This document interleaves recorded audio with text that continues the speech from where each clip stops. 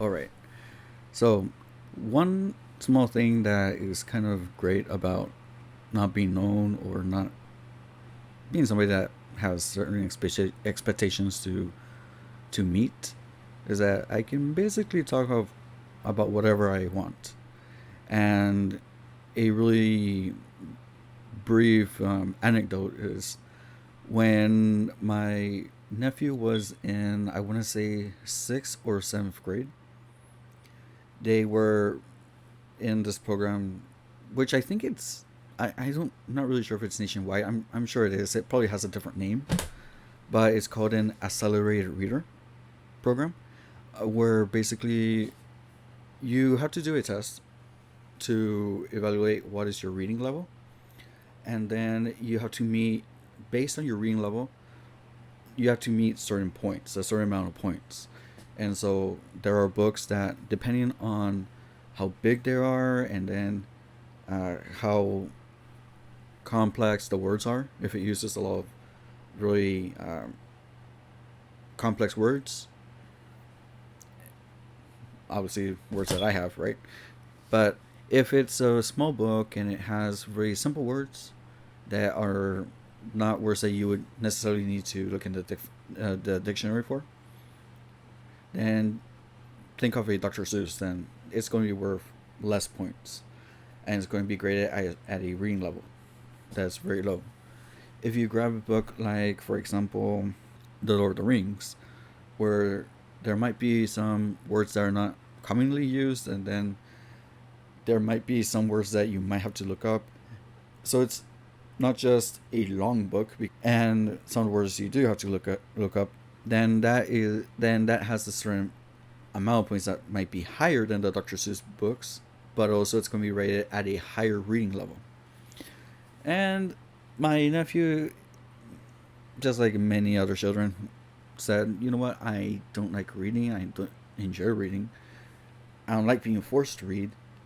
So he would be grabbing the small books, the ones that don't have that much points. He would be doing the reading test in order to make sure that he did read the book. So he was falling behind in that sense. And so he was being grounded basically every single day.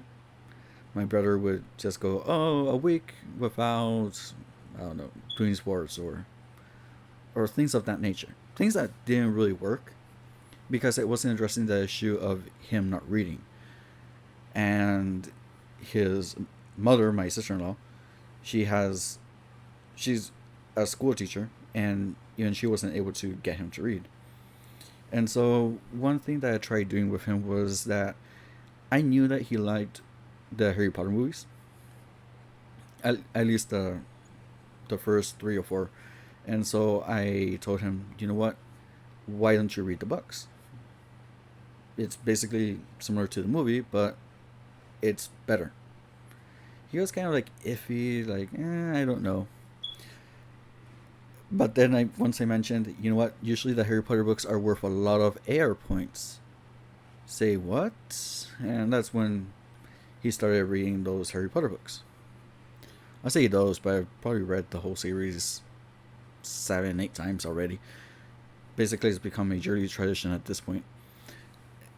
He started reading the books, and all of a sudden, he started reading. And we're talking about, maybe he started doing this halfway in the semester. Well, not the semester, but halfway in the school year. So I did have him kind of read, and I would be asking him every day about, "Oh, what did you read? Where did you get stuck on?" And then I would ask him questions just to make sure that he was reading the book. And he was, and it did open up for pretty good discussions. There were some parts that he didn't quite get, and I actually understood why he didn't get them, because when I read them when I was his age, I there were certain parts that I didn't really keep in mind until after rereading the books. Then they would kind of fall down in place, like, "Oh, okay, now I have that perspective, and now, okay, I understand." And it's things that you don't notice, maybe due to age, or maybe it might be one of those things that, similar to when you watch a movie, once you watch it a second time, you might see things that you didn't watch the first time. That sort of situation. But either way, this is just to say that he started reading on his own, and not just that, he also looked out for his own series that he would like. He actively looked for them, and one of those series is called Ranger's Apprentice. And in the spirit of kind of keeping up with him and keeping him on track and making sure that he was doing his due diligence and reading, I also picked up the books and started reading them and asking him questions. And that's the same thing I did with the Harry Potter books. This brings me to today. So I hadn't seen that much reviews on Ranger's Apprentice, and the Ranger's Apprentice, I am going to probably have to do like a multi-part review, just because there is a lot to the story, even though it's not that big of a book. And there's other books in the series that I would like to kind of also review. Um, the books I've read so far are up to, I think, book 9 or 10. It's when they're in Japan. Sorry, not Japan, but it's similar to. You'll get the gist as we move along. But basically, the author incorporates in these books kind of like a more medieval background or context. However, the names are very similar to real world things. So, for example, Japan, which I believe in Japanese they call it Nippon. Again, I'm not sure if that's the word they use or that's how the pronunciation, but um, in his books, or at least when you get to that part of the series, he calls this place Jihon, and it's basically Japan. Yeah, just to in case that wasn't clear, that is basically Japan. He also does the same thing with like the Middle East, with Arabia, and then there's different things, right? So right now in book one, we are with our main protagonist, and our main protagonist, his name is Will. No last name, just Will. He's an orphan. So in the events that led up to the present day with our protagonist, there were these ferocious battles, that were that were tormenting this kingdom, right? This led to many deaths and many suffering, but this also led to many orphans. And in this particular part of the kingdom, which they're close to the king, because there's also kind of included in the kingdom, there's also territories that have orphans of their own. Anyway, the orphans, they would get them together and then train them up so that they can be of use in society. And so not necessarily so that they're on their own, just so that in the meanwhile they would be educated and they would be cared for until they got to that point in which they can do their apprenticeships. Now, apprenticeships are different from, well, kind of different to how we see apprenticeships today, where we say, well, you're out of school and you want to go into a job, so you go into a job, but you're starting in a low position, but you start as an apprentice. You're not paid, but you are kind of gaining that experience. And that's not the case. This is taking it to how it, I guess you would say, it used to be beforehand, where you had somebody who wanted to get into a certain craft, and usually it was like a family member, but it didn't necessarily have to be. And you would be learning along the way. So you stuck with a master of that craft. You learned what they wanted to teach you, and they got you prepared so that you can carry that craft on your own. And that's the similar case over here. So you have George, who is very much the intellectual one. You have Jenny, who loves to cook and is very bubbly and very a cutesy person, you could say. You also have Horace. Yes, Horace, who is basically the big, strong bully. You have Will, who is our protagonist, and then you have Alice. And Alice is kind of like the moderator, the one who puts everybody in line, in check with each other, right? So when we start our story, we start with with Will being young. He's still little, and they are getting ready up to the point where they're going to go into the ceremony where they choose what craft they want to do.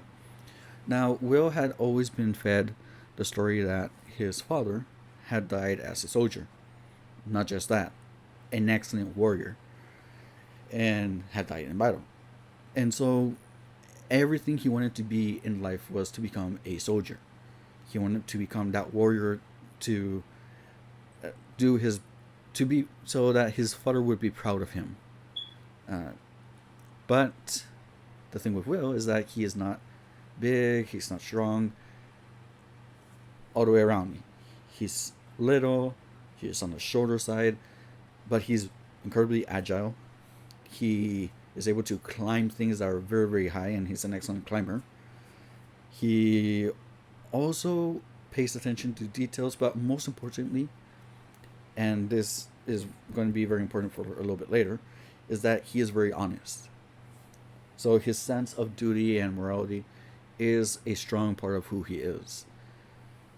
Now, as the events are, or as the days are leading up to that ceremony, he's trying his best to see how he's going to fit in. He sees everybody has already their niche. So Horace, obviously, he wants to be a soldier as well, but he's strong. So, there's a high probability that he'll get in. But you also have Jenny, who is very bubbly. She cooks very well. You really already know where she's going. Uh, George also. Alice, just to go back with George, he, being an intellectual that he is, he obviously is going to be with the other intellectual faction. They basically keep the records and are in line with all the laws and regulations of the kingdom. And then you have Alice, who is very diplomatic, so you know where she's going. But Will, I mean, is he going to be able to become a soldier despite his size? That's the thing.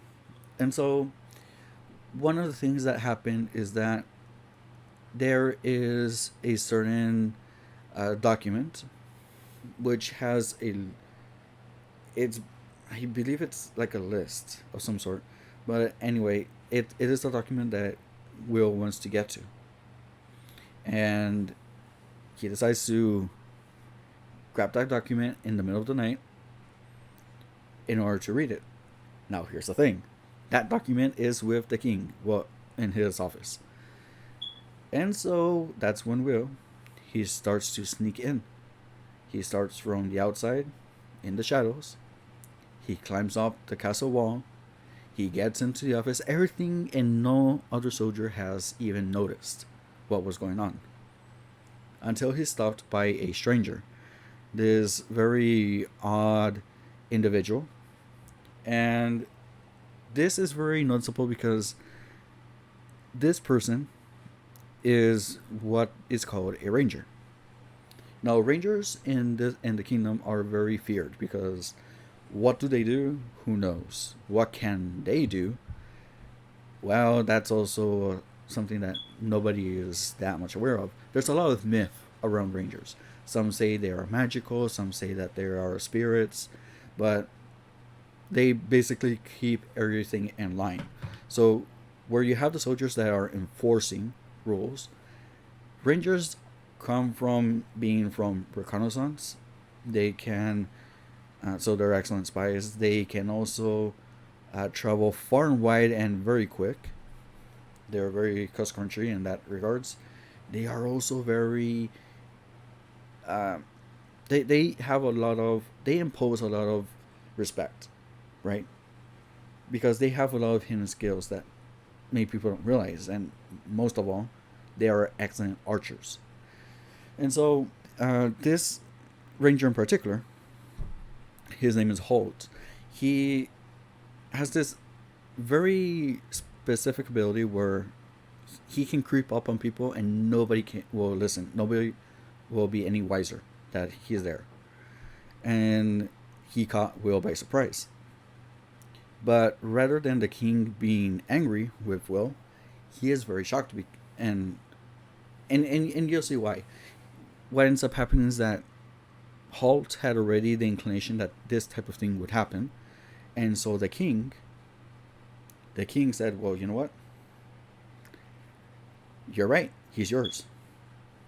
Yours in the sense that he is now Holt's apprentice. And that is very significant. Because what draws Will to Holt is that, or what draws Holt to Will, I should say, is that Holt has seen Will. And he does tell him this a little bit later on, but the reason why he has accepted Will when there has been no Ranger's Apprentice in many years, because they're that selective, is that in one occasion when Will was a lot younger, he had crept into the kitchen. So what ended up happening was that as he saw Will on the roof, climbing down in the kitchen, Will grabbed, I don't remember if it was a piece of bread or he grabbed food, right? He was grabbing a piece of food. And the chef comes in and catches him red-handed. And here's the key part. Remember that I said Will was honest and that's his strongest trait? Well, when the chef asked him, well, what are you doing? Will admitted that he wanted to steal whatever food he had grabbed.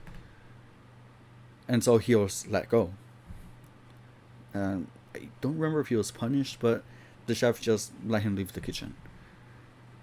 And that's what drew Holt's attention. Because in order to be a ranger, you have to be honest. That is one of the key things. If you can't be trusted, then you're doing important things for the kingdom and for the king. You're among the most trusted individuals, and if you can't be trusted, you can't do that role. Even if you're the best ranger, you're the best archer, you're the best at being silent, still, if you can't be trusted, you can't do your role, you can't do your job. And so as we see Will training, he gets better with the bow and arrow, he gets better at hand-to-hand combat, he also gets better with the weapons that are specific to rangers.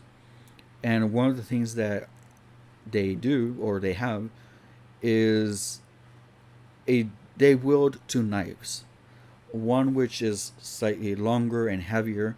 I believe they have a sex knife, which is a Viking style knife. And along that knife, they have a smaller knife. And so the purpose is that with this very resistant knife, the sex knife, which is wielded in a certain way, they can do attacks. But because it's short, in order to defend against other attacks, they have the smaller knife to kind of give support, if that makes any sense. And so they support, they parry, all that. Anyways. And so as he's getting better with using the weapons, he's getting stronger, he's gaining that resistance, running and camping outside, and he's getting trained.